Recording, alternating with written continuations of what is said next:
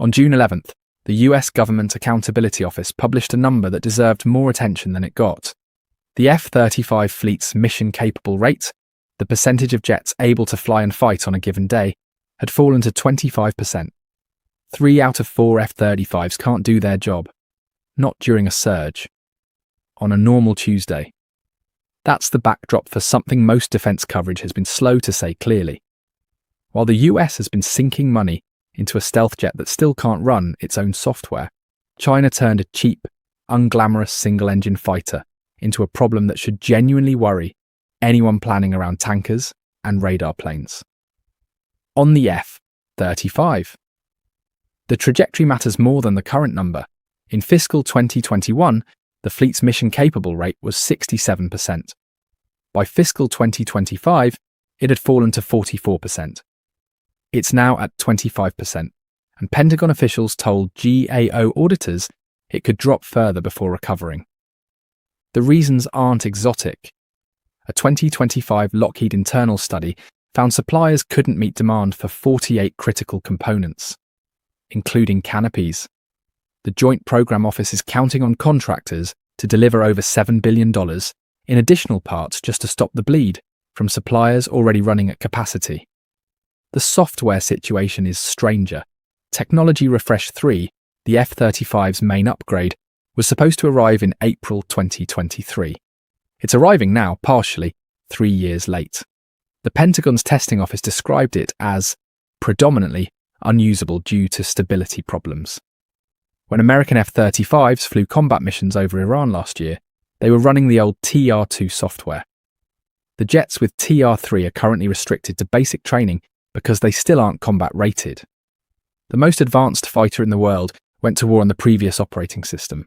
Block 4, the broader capability package TR-3 was supposed to unlock, has grown more than 50% over budget and won't be done until 2031, about 5 years later than originally promised.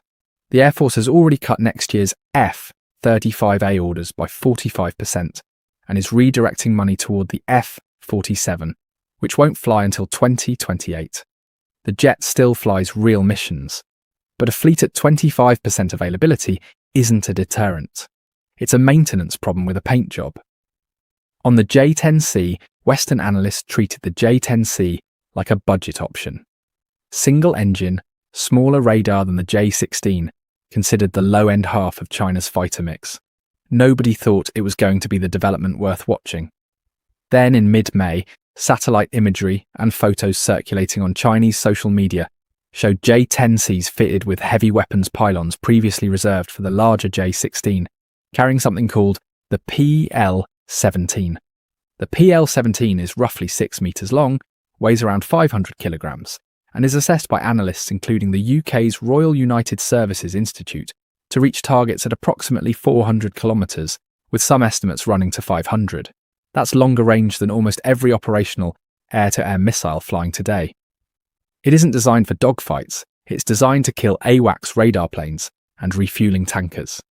That's worth sitting with. The F-35 has a combat radius of roughly 600 nautical miles on internal fuel. In the Pacific, where distances routinely exceed that, fighters depend on tankers to get anywhere. A missile that reaches 400 kilometers and targets the tanker before the fighter knows it's being tracked doesn't just add one capability, it undermines the whole support structure. American air power relies on it range, and China put this on its cheap jet, the one it builds quickly and in volume.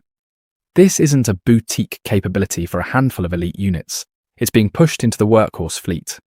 Pakistan, which has operated the export J-10C since 2022, has reportedly been pursuing further acquisitions, with speculation about a long-range missile package that intensified the same week these images surfaced.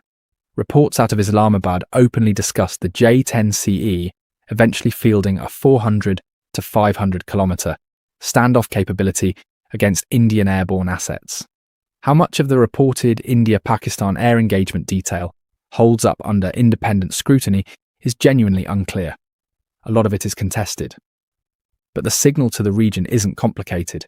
A Chinese fighter most analysts dismissed 5 years ago is being marketed, and apparently used, as a credible threat to the aircraft that make modern air operations work.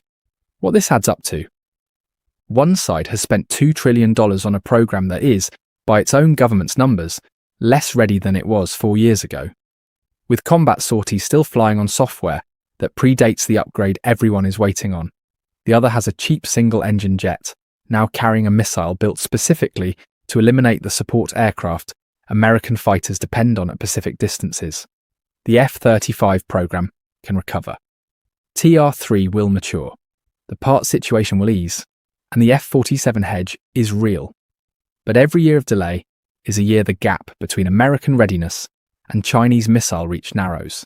China doesn't need the PL-17 to be perfect. It needs it to be good enough and cheap enough to force American planners to rethink where they put their tankers and radar planes. That's a planning problem, not a battlefield outcome. But planning problems are how deterrence quietly degrades before anyone pulls a trigger. America hasn't lost anything yet. The cost of letting this slide, though, keeps going up.